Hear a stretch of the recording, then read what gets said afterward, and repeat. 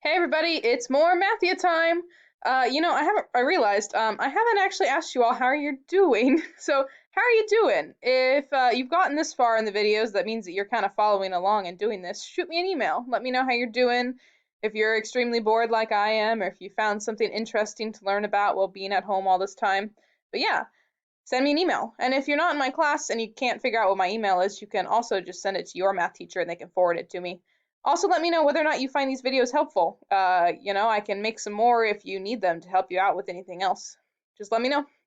For now, this video is going to be in Unit 5. Oh my gosh, did you realize that this is the last unit in this module? Look at this. Looks like my computer's being a little bit slow again, but we'll make it work. But yeah, Unit 5, last unit. That's so exciting. All right. I'm going to first look at this first one. The first thing you'll see is graphing inequalities with rational numbers. So we click on that. I'll go in. And here we go. Takes a while to load. Wow, this is really taking a while to load here. All right, so we start with a step-by-step problem, which means this is one of the assessment modules, not just one where it's trying to teach you something. So we're going to start our step-by-step example. And hopefully this looks kind of familiar to you because we have done some stuff with inequalities before. Our job is to represent x is greater than -5 on this number line. So our first thing is, where's the endpoint? So remember that when we have inequalities like this, our endpoints are always at the number that's shown there. So I want to find -5. And you can't just click right there for some reason. Oh, wait, you can. Huh, I never did that for myself. All right, you can click on that number or you can click the little blue dot that showed up. And then we have to decide whether or not it's an open or a closed circle. So remember that less than or greater than, you don't include that number, so it's open.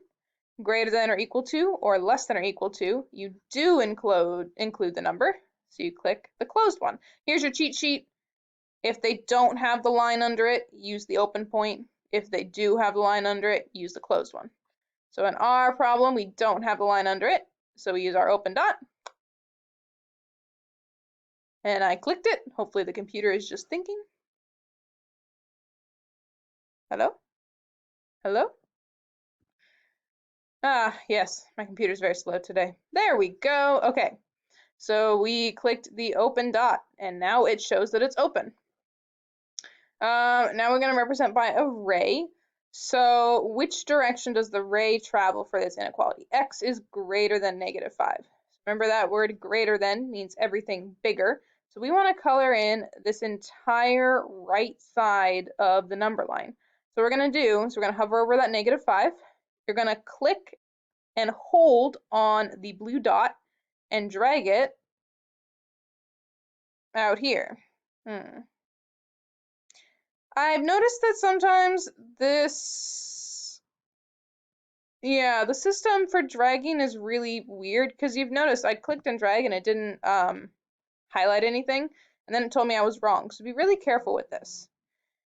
You're still going to start at -5, and what you should see, let's see if my computer, yeah, see, this is what you should see, is that it starts to actually highlight the number line. If it doesn't, it's not registering for some reason, and just go back to starting and try again.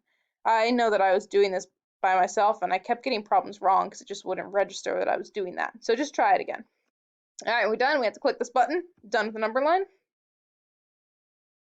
And then we're just going to answer whether or not these points are solutions. So we want -5. So is -5 a solution? It's the endpoint and it's open. So is that a solution or is it not a solution? If you said it was not a solution, you are correct. Because it's an open circle, that number is not a solution, and we hit no.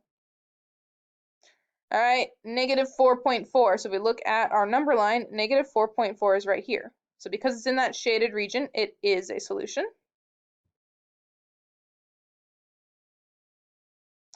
And then we look at -26 and 2/5. Now, don't let this fraction confuse you or scare you off. Just for right now, just look at that negative 26. Where's negative 26 on our number line? Well, that's way out here to the left. It's so far to the left, it's not even here. And we know that this part is not a solution. So negative 26 out here is also not a solution. All right, don't let fractions scare you. They're answers too. All right, you get to go to the problem. So that is what's in this workspace. Hopefully it's a good review and you remember this from not only doing it in class, but probably previous math classes. Remember, your goal is to make all of these circles fill up with green.